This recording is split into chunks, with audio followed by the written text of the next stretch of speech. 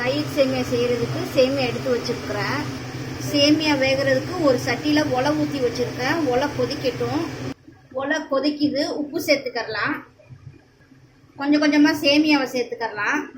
இது 2 நிமிஷம் வெந்தால் போதும். கெட்டி சேமியாவாக இருந்தால் தான் 5 நிமிஷம் வேக வைக்கணும். கொஞ்சமாக எண்ணெய் சேர்த்துக்கரலாம். ஒன்றோட ஒன்று ஒட்டாமல் இருக்கும். வெந்தது போதும். வடிச்சுக்கரலாம். வடிச்சாச்சு. ஒரு சொம்பு பச்சை தண்ணியை ஊற்றி எடுத்து வச்சுட்டேன். அப்போ தான் தனித்தனியாக இருக்கும், இல்லாட்டி ஒட்டி போயிருக்கும். வடித்த சேமியாவை ஆற வச்சுக்கரலாம். தயிர் ஊற்றிக்கரலாம்.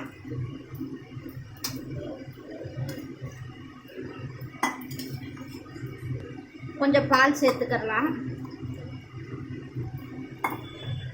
எல்லாத்தையும் மிக்ஸ் பண்ணிக்கலாம். தயிர் சேமியாவுக்கு தாளிச்சிக்கலாம். ஒரு வடைச்சட்டி அடுப்பில் வச்சு கொஞ்சம் எண்ணெய் பட்டர் சேர்த்துக்கோங்க. டேஸ்ட்டாக இருக்கும்.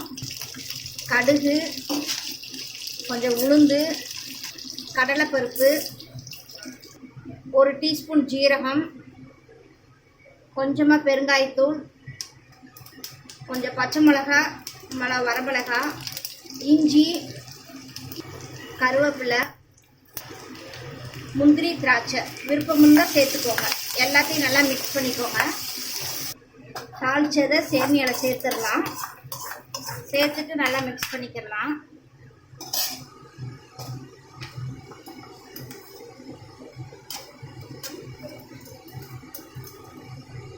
மல்லித்தலையை போட்டுக்கலாம். உப்பு பத்தலட்டா உப்பு போட்டு மிக்ஸ் பண்ணிக்கோங்க. தயிர் சேமியா ரெடி ஆயிடுச்சு. லஞ்ச் பாக்ஸ் கொடுத்துருவ மாதிரி இருந்தால் பால் கொஞ்சம் சேர்த்து ஊற்றிக்கோங்க. ரொம்ப டேஸ்டான தயிர் சேமியா ரெடி ஆயிடுச்சு.